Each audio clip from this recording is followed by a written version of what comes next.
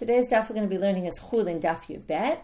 I'll do a quick summary of yesterday's daf because I think it's a bit of a lead into today's daf. So if you remember, we could even go back for a very quick moment to Yudam Yubet. We started with a question because we were talking about, after that statement of Rav Huna about cheskat kashrut, that when the animal stays in its presumptive status until proven otherwise, and he had both stages of before shechita, after the shechita was done properly. And then we said, minaha milta, where do we get the fact that the rabbis rely on, say, we keep something in its presumptive status?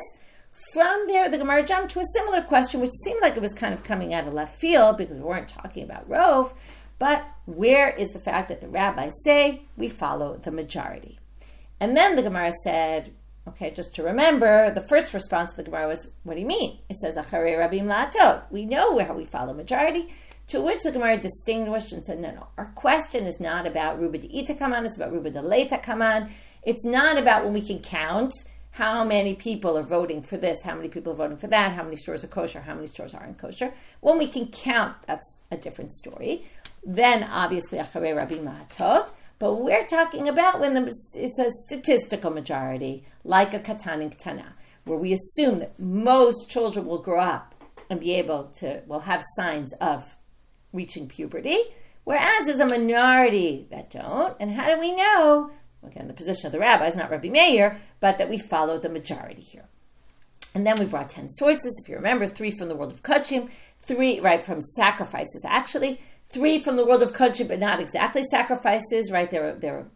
They have words that maybe compare them to sacrifices, like Egla Rufa, Iyar Mishtalech, which is compared because of the Goral, that they both stand up. They're even the one that's going to be sacrificed, and the Para Aduma, which is called Chatat.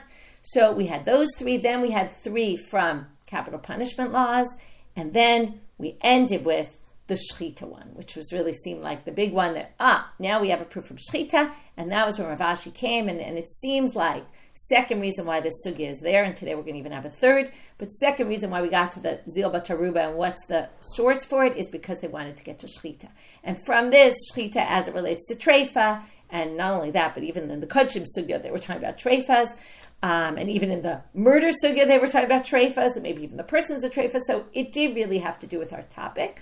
But the real last one is very much our topic, which is how can you slaughter animals and eat the meat? It must be relying on Rov, because even if you could open the body and check everything else, all the other signs of treifa, there's one sign of treifa you won't be able to check, which is maybe right where you slaughtered the animal, there was a cut there, it was open, it was messed up, and you will never know because you cut it there, so there's no way to check. To which either Rav Kahana or Rav Shimi responds and says, you can't prove it from there, and forget about that. All the previous proofs that weren't yet rejected, we're going to reject them, because all the cases we described until now were cases where there's no choice. There is no way to check. When there's no way to check, fine, we hold by Rov. But that's not going to be able to teach you about cases where you can check, okay? Like a katana, maybe you should wait and see.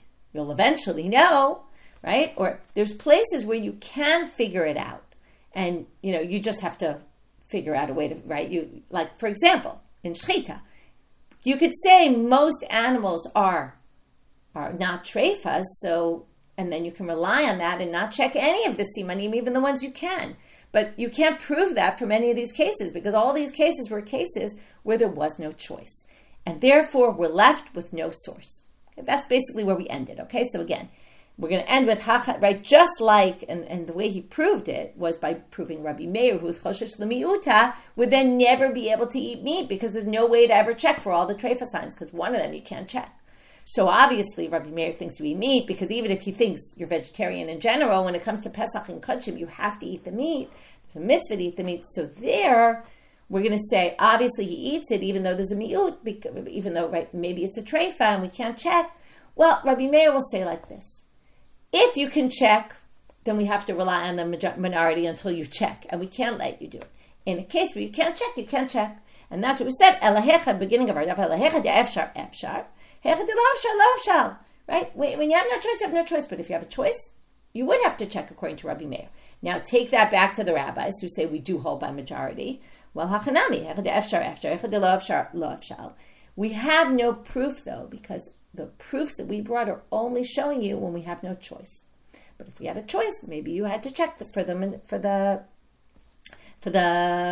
if the majority really is this really fit in with the majority. So we're left without a proof, even though we know that we hold by the rabbis and we do hold by the majority. So how do we relate to this? So that's why I said we're going to read this Rashi. It's very interesting Rashi. Okay, and now we're going to say, I'm skipping down in my Ika Lameimar, about 2 lines down from the top, at least in my Gemara. Sometimes it's different in different Gemaras. In my, it's the first narrower line in Rashi. Ela vadai halacha Moshe miSinai. So the first explanation Rashi gives is, so if we don't have a pasuk for this, where do we get it from? That we hold by majority in so many cases, right? That are not counting majorities, like the Sanhedrin. So he says, right? So it's halacha Moshe miSinai. He says it's a tradition, an old tradition, right? A tradition that goes way back. And that's how we're going to say it. That's one. Right? So he says, okay, the fact that we rely on a majority, even in a case where we could actually figure it out, we don't have to figure it out and check. We can rely on a majority because of halacha Moshe miSinai. Or, inami, acharei rabim lahatot, mashma bein ruba de'ita kaman, bein ruba de'leita kaman. He says, or you could say that we can take the first pasuk we started with. The Gemara was so clear in the beginning that Acharei Rabim La'atot is only for a majority that you can count, but not a statistical majority. But now they're saying, no, maybe Acharei Rabim La'atot is the pasuk, and it applies across the board. Okay, Demai Shnahai Mehai. And in the end, what's really the difference? And that's a really good question. Is there inherent difference between a statistical majority and a majority, like a Sanhedrin majority, or not? And that's another suggestion Rashi makes. Now, here comes the practical, okay? He says, and on this we rely. He says, this is what we rely on nowadays, that we don't check for all 18 treifot. You don't have to check for all these 18 simanim of treifot that we haven't gotten to, but all the 18 simanim that we're going to get to, you don't have to check for them. Okay? Why not? Because you can rely on the rove that most animals are not treifas, except for what? Unikuvat hare'ah. Remember, you know about glot kosher. Okay, you can look it up and see what glot kosher is, because now you're going to understand some things. Although you might want to wait till we actually get to the stuff inside. But glot kosher is a certain type of check that they do, certain thing they do. It's very detail oriented. I'm not going to get into it right now. Relating to the checking of the lung. Now, everybody thinks, even people who don't hold by glot, like don't require glot, think you have to check the lungs. It's just within the checking of the lung, there's something different that they do, okay, for glot. Anyway, I'm not going to get into that, but they always check the lungs. Everybody checks the lungs in the shechita. Why do they do that? What if we could just hold by rov? Mishum d'shchiach b'reuta badkinan. Because there's very, very often holes in the lung. So that overrides the rov. Okay? Because even though most animals are not treifas, there's a very high incidence of holes in the lungs, and that's why that's the one treifa that they check. So here we don't usually get practical, but I thought it was super interesting, and I wanted to get into it. Okay, we're going to stop here. Right, then there's one more thing about Rashi that was interesting. Let me just look again. Right, but if they took out the lung and didn't check it, mitachla. There you can say, right, and as you could still rely on rov there, okay? And yes, you're supposed to check it, but if you didn't, then it's okay. And if you can't anymore, let's say they took out the lung and threw it out. But, right, da'amar nishchita b'chezkat terumedet, right? Once you know the shechita was done properly, we assume it's, remember Rav Huna, going back to that, b'chezkat terumedet, but Rashi ends with the words, very fascinating. But we don't tell this to people. Because then what will happen? People will be lenient and won't check the lung. So Rashi basically says, there is this heter in the end. You can rely on Rav Huna, who says once the shechita is done, you don't have to worry, even there's a reuta, that it's a treifa. Yet we still check the reya, the lung, because it's common. But if you didn't, you can rely on that. But we don't really tell that to people because we're worried what might come of it. Okay, so that's a little practical halacha. And it's interesting, Rashi doesn't usually get into practical halacha, so that's why I thought it was even more interesting. Okay, we're going to now move on. Now, I mentioned, just to, again, put everything in context, so this was good because this pulled us all the way back to Rav Huna, which is how we got here in the first place, about the chazaka, presumptive status, right? Then we moved from there to Rov. Why did we bring this? Well, it had the same wording, menaha milta. Then we went to this sugya because of the same wording. Where do we get this from? But also because it ends with shechita, and even this Rashi, which now really tells us the real, this is very practically connected to our topic. And now we're going to employ the principle of Rov in our next sugya. So it's a third reason why this sugya is here, because in the end, we're going to follow Rov here when it comes to shechita and another issue.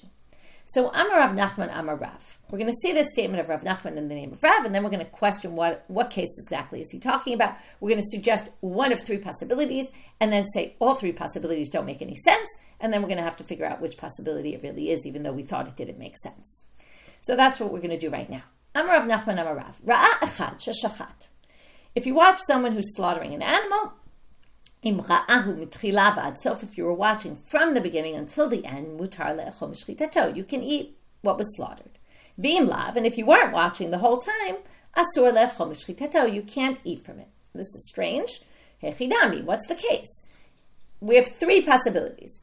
Number one, Iyar degamir. Now remember, anyone can slaughter, but they have to know the halacha. It's not just anyone. Anyone is a potential to slaughter, but like you and I can't slaughter because we don't know all the halachot of slaughtering. I mean, maybe once we get through all this, we'll know, but right, we even know right now because you really have to know all the 5 disqualifications, okay? But if we know they know the halachot, which I guess theoretically now you should know, then lama lira, then you don't really need anyone to watch you because you know what the 5 disqualifications are, and you'll make sure you don't do it. We can rely on you.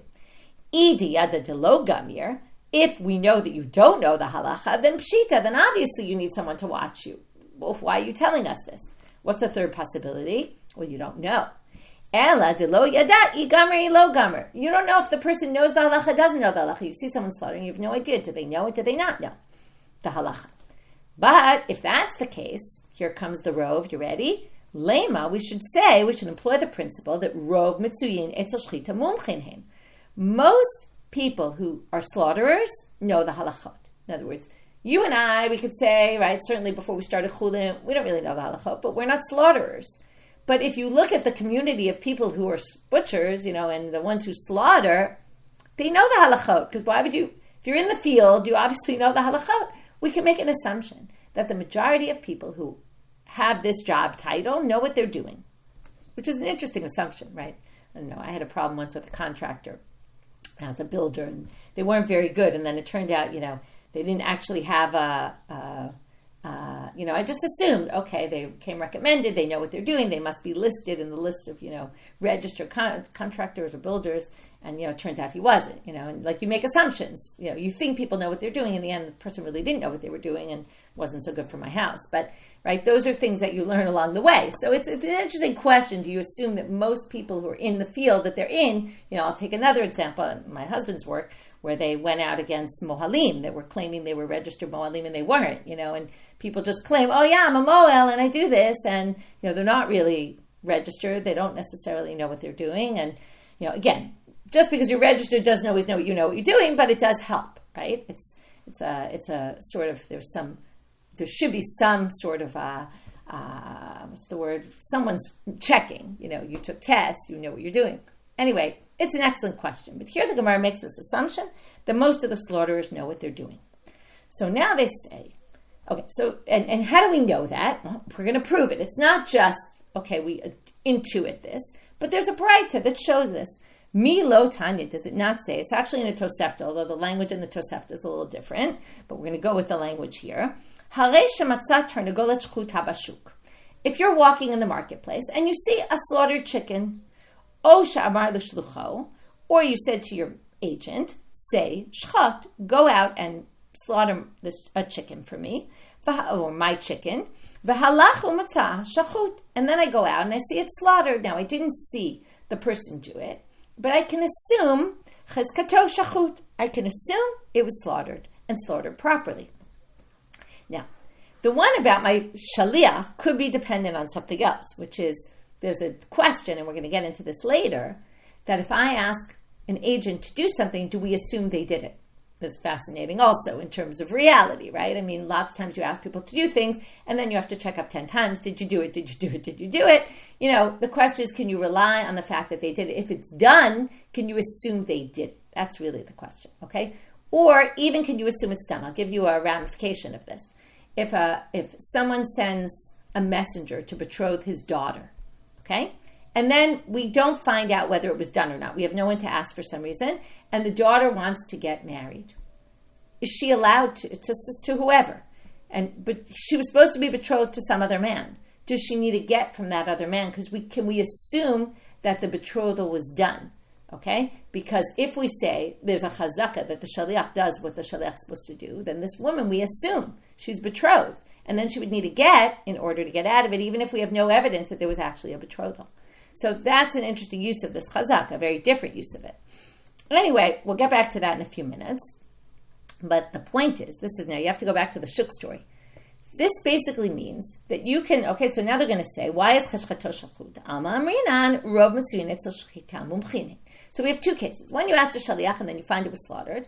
So that maybe is reliant on, we can assume the shaliach does and that the shaliach did it and not someone else that we don't know. But the shuk one proves for sure this issue of rov mumchinehim, because if you go into the shuk and find a chicken that was slaughtered, you can assume who slaughtered it, a slaughterer, and therefore you can assume it's kosher.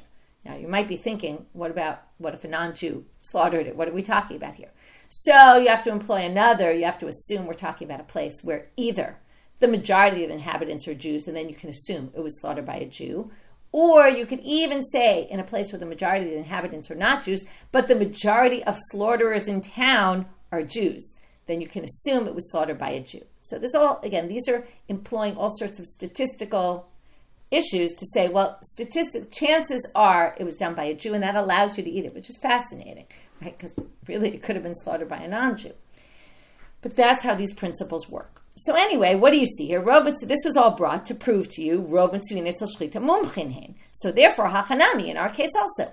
If you're not sure the person knows or doesn't know, and they slaughtered the animal, you can assume they come from the majority of slaughterers who know what they're doing. So we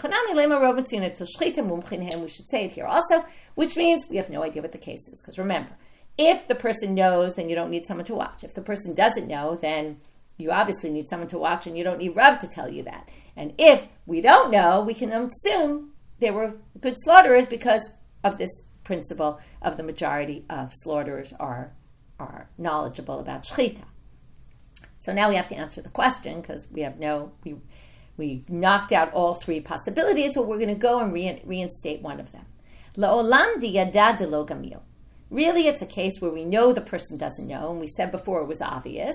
Well, maybe it's not so obvious, because here's the scenario. Ukigon de shachat kaman chad siman shapir. I watched them start the slaughter, and they did the first siman. They cut the windpipe beautifully. Ma'u detema midahai shapir haknami shapir. Well, maybe we'll say, person slaughtered the first one beautifully. I don't need to watch the rest. Obviously, they know what they're doing. Now remember, it's someone who doesn't know what they're doing. I know they don't know what they're doing. So the fact that they did one doesn't prove to me anything, because maybe they just got lucky and, beginner's luck.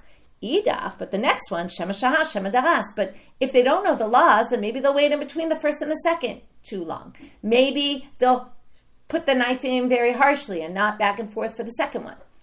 Just because they did one doesn't give us any sort of assumption they're going to do the other one, because again, it's a case where I know they don't know the halachot. If they don't know the halachot, what's to prevent them from doing it incorrectly? And that's how we explain the opinion of Rav. But what was really important for our purposes in that is that we're now going to continue along the sugya of rov mumchim, even though that was all in a suggestion that was rejected. But now we're going to talk about that more. So, Ba'amine Rav Dimi bar Yosef me Rav Nachman. Dimi bar Yosef asked Rav Nachman a question.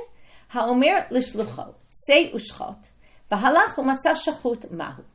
So someone says to their messenger, this we saw before. Okay, now he asked this question. This was in the Braita. We're going to get back to the Braita, but as if he guess you didn't know the Braita.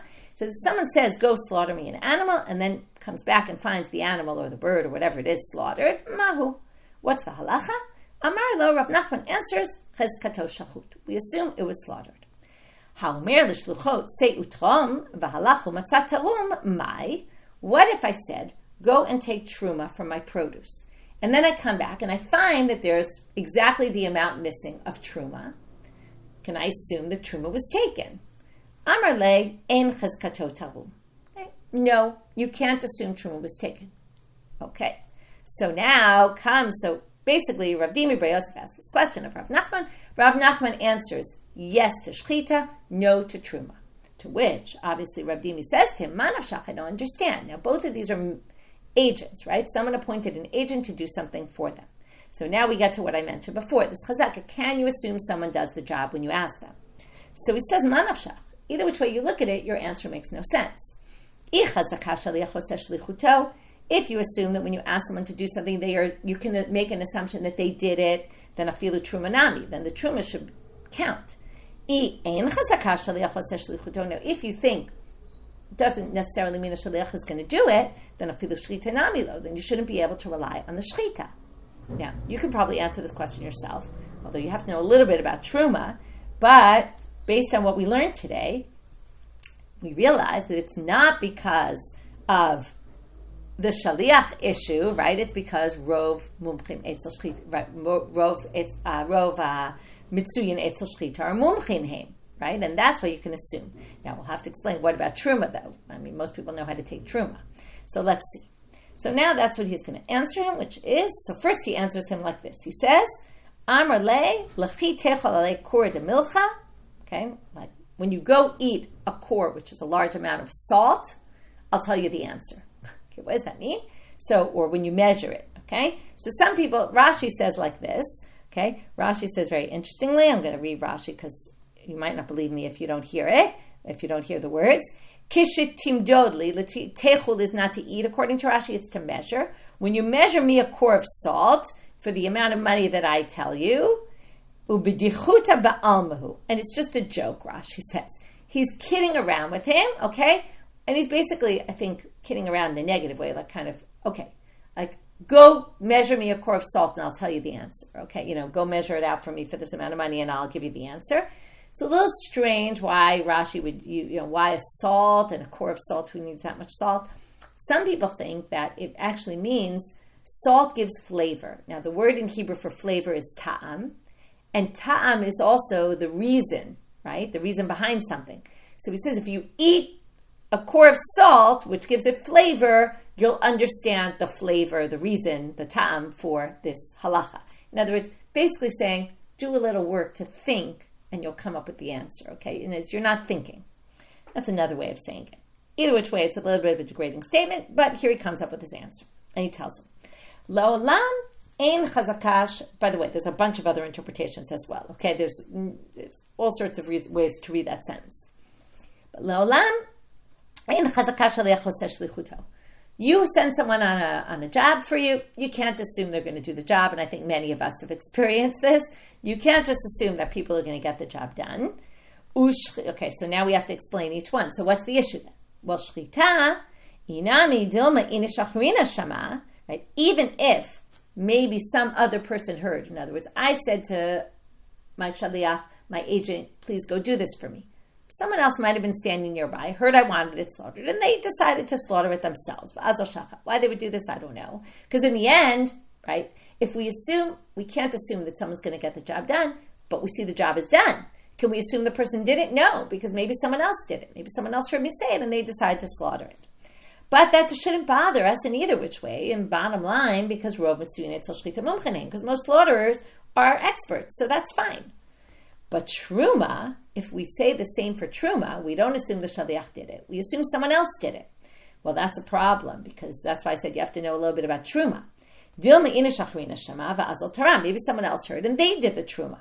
Havale torem shalom midad, va'torem shalom midad, ein trumato truma. There's a special drasha that says, truma, it says gamatem, and the drasha in gamatem is even your shaliach can do truma for you, but not someone that you didn't appoint. If you didn't appoint someone to do it, just like I can't come into your property and take some of it and give it to somebody else, so no one can come and take my truma and give it to somebody else. They can slaughter my animal, and now I have a kosher slaughtered animal. That's still my property. But they can't take my property and give it to someone else, which is what they do when they do truma. So if I didn't appoint them as my agent, it's actually not effective, the teruma. And that's why it doesn't work for teruma.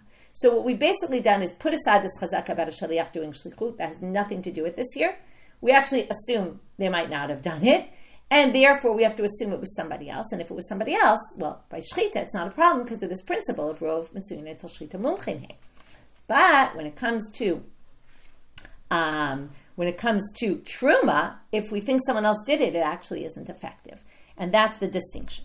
Okay, now that we talked about this rov mitzuyin etel shechita mumchin he, the Gemara is going to suggest lema rov mitzuyin etel shechita mumchin he tenaihi. Now, even though until now we thought it's obvious, that most of the slaughterers are experts in the field, know what they're doing, and therefore you can rely on it in all sorts of ways.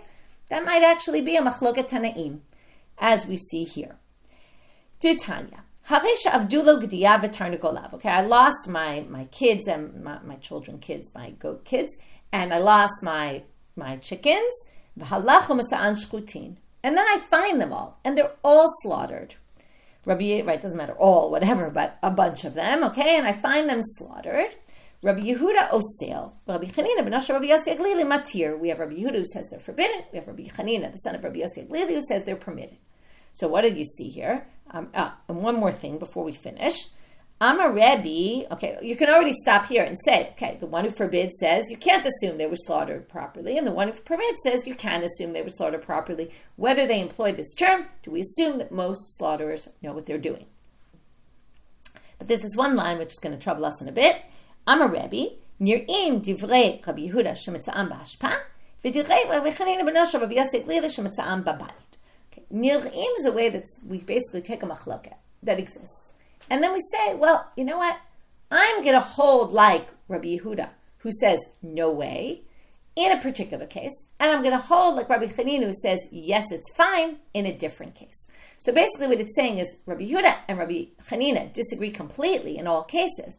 But in a case where you find a dead animal in the garbage dump, I'm going to hold like Rabbi Yehuda, and I'm going to forbid it, because why else would anyone throw it out unless the slaughtering went poorly?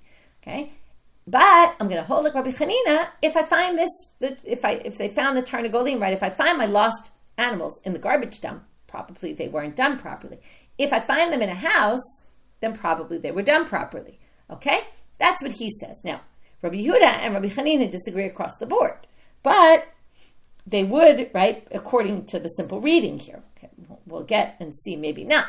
But according to the simple reading, they disagree completely, and Rabbi just says, I would hold like him in this case, and I would hold like him in that case. Now, we're going to say, back to our point of bringing this, seems like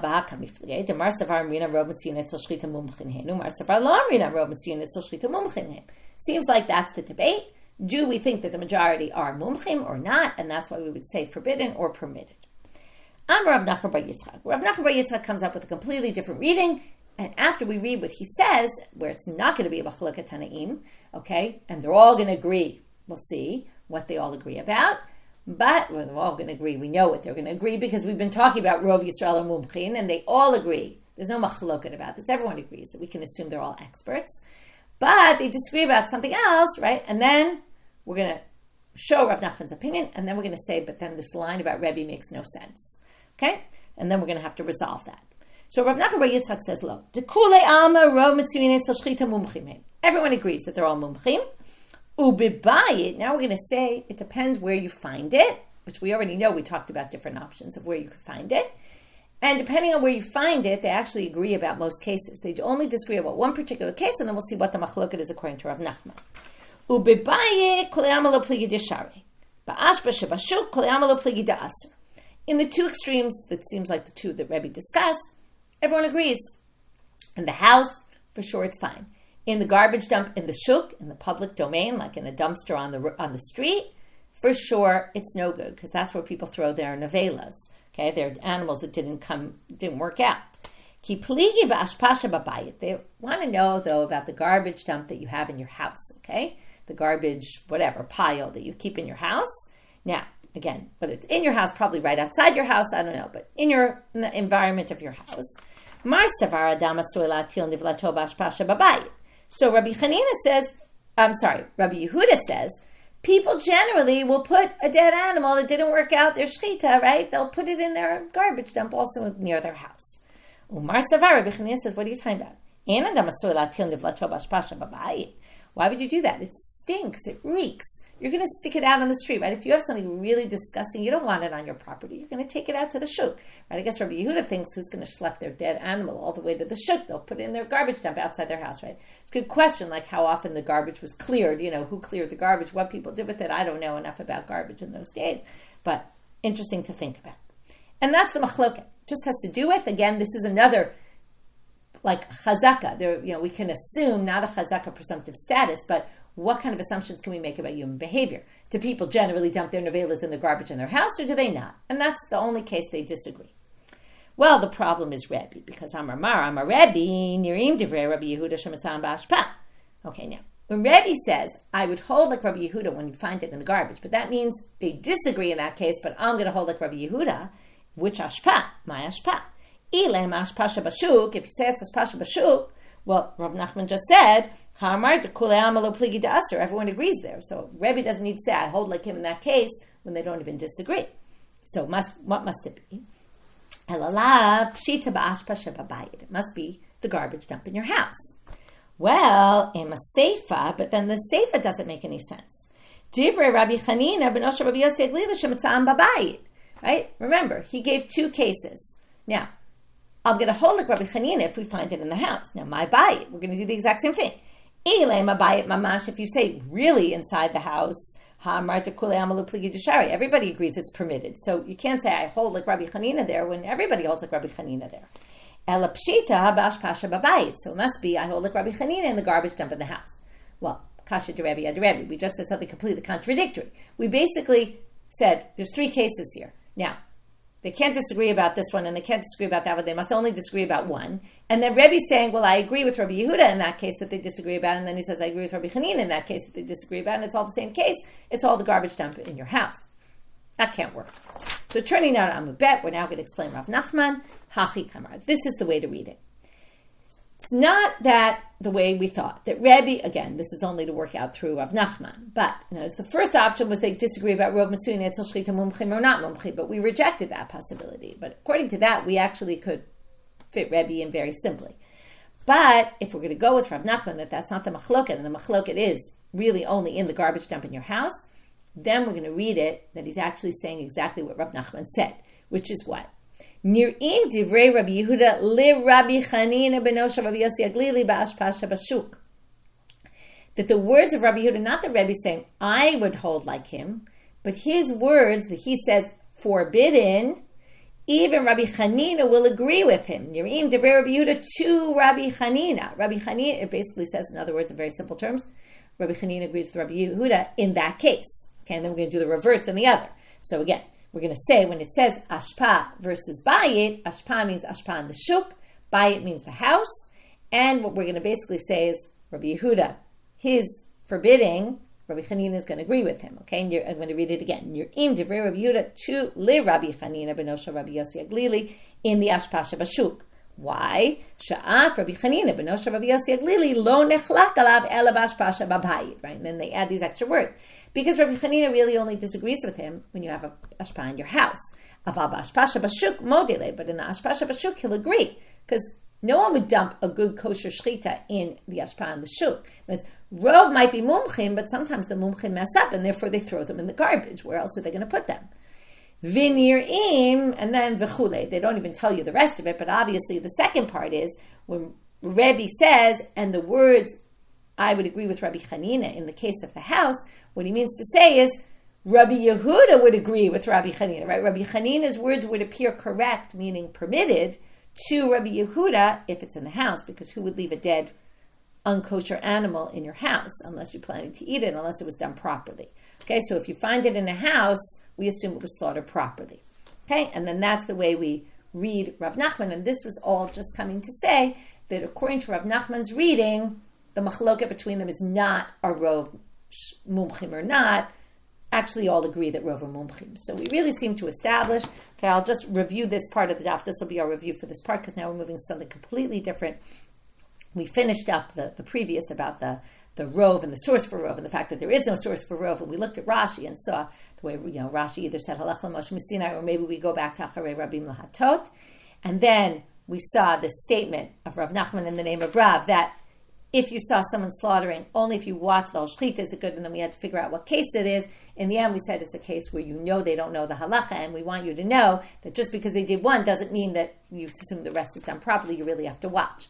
But within that, when we were questioning what the case is, we said, well, if you don't know if they know, you should be able to go by this rov. Most are experts, and from there we got off on that topic, because then we brought up the case they mentioned before is this question that Rav Dimi, Bar Yosef asked Rav Nachman about the difference between telling a messenger to go slaughter and telling a messenger to go do your teruma. We saw the distinction there, and then we suggested that Rov Matzuyin is shechita mumchin is a machloket tanaim between Rabbi Yehuda and Rabbi Chanina. In the end, we rejected that and said, no, we're going to read it like Rav Nachman. And even though it didn't really work according to the line of the Braita, according to Rebbe, we reread Rebbe to make it fit with Rav Nachman's interpretation. Now we're going back to our Mishnah. What's our Mishnah? Our Mishnah is still the first Mishnah. Okay, we haven't gotten through the first Mishnah, which, by the way, is incredibly common in Masechtot, in the beginning of Masechtot. Often you have a lot to talk about in the first Mishnah. Maybe it's also like providing the background for the Masechet, but often they spend a lot of time. Also, if you remember, we talked about at the beginning of Masechtot, have a lot of Sforaitic Sugyot, and maybe there's just a lot of things that got added along the way, but either which way, we're still in the first Mishnah. So now we're going to get to the line. So if you remember, everyone can slaughter except for a cheresh shoteva katan, a deaf mute, a shoteh, someone not of sound mind, and a katan, and a minor. Why? Because maybe they will ruin their shechita.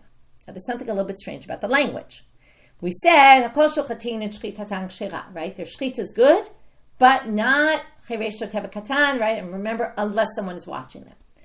But it should have said shema kilkalu, meaning everyone else's shechita is good, but not a cheresh shoteva katan, because maybe they ruined the shechita. Maybe they didn't do it right.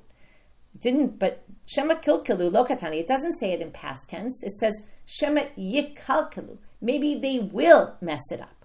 So I'm a Rava. Rava says zot omeret. I'm going to infer from here. Ein muslim lahem chullin lechatchila. We don't give them chullin to slaughter ab initio. Meaning, okay, now what does this mean? So it's a good question what it means. Some people think it means that even if there's a person, an older person standing there who can watch the shechita, we would still ideally not give it to them. If they did it and someone was watching, then it's okay. But we ideally, from ab initio, we don't give them things to slaughter because we don't want to create a situation where they're going to ruin the shechita. Some people say we don't give it to them to practice on because then people will see and people will think that we can accept their shechitas. So maybe that, okay? Some people say, there's one, I think it's Rabbeinu Gershom who says that that we don't give it to them for a completely different purpose. And you could theoretically give it to them as long as someone's watching, that's not a problem, but we don't give it to them because they're often tameh. And then they're going to make the meat tameh. Now, who cares if the meat's tameh? It's chullin. But remember, we talked in the beginning of the Masechet, there were people who treated chullin with purity, in a state of purity, many people, the rabbis especially, and therefore we don't want them to make the meat impure. And maybe that's the reason it's completely different than having to do with shechita itself. So the point is it's a troubling line. It's not so clear what it means. Okay. Now we get to the next line, which is v'kulan sheshachatu v'acherim ro'im otam shechitatan kshera, which I just mentioned, right, referenced, which is all these people, which remember in the beginning of the Masechet, we had some debate about what this is referring to, because it doesn't make sense it's referring to the cheresh shoteva katan, because it would have just said, and if they do. But even if you say it's not, or that it's not only, it's obviously also referring to the cheresh shoteva katan. So now we want to read that line as it relates to the cheresh shoteva katan. So as long as they slaughtered and other people are watching, the shechita is good. Now what does this infer?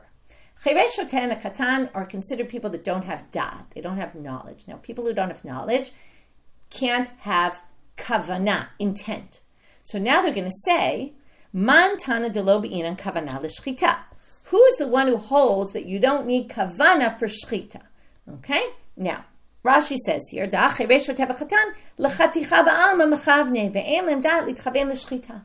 If you don't have real kavanah to do actions, then when you see when a katan or cheresh or shoteh is slaughtering, they're basically just cutting. It's like, cutting paper. They're cutting an animal's neck. They're not really intending for the act of slaughtering. Now, This implies that since they can't intend for the act of slaughtering, because they don't really know what it means to slaughter, so they can't have intent, the fact that if someone's watching them, it's fine, shows that we don't care. You could have intent to just cut. If you happen to cut the head off the animal, it's considered a shechita even without intent. And now we're going to see this as a machloket. Amar Rava, Rabbi Natan he. So you can tell the Gemara already knows it's a machloket because they say, who's the Tana who says you don't need intent? Right now, after coming off of Zvachim and Menachot, we know how important intent is, but that's in the world of Kachim. Who's to say you need it in shechita? Like intent to do an act of shechita? So it's Rabbi Natan. Ditani Oshaya Ze'erim in Chevraya. Oshaya, who's the young of the Chevra, he brought this braita. Zarak tzakin lena'atza bakotel. Okay, you're playing darts with knives, and you throw your knife to stick it in the wall. Okay, I don't think you're playing darts, but that was the image I thought of, right? You want to get your knife into the wall, to stick it into the wall.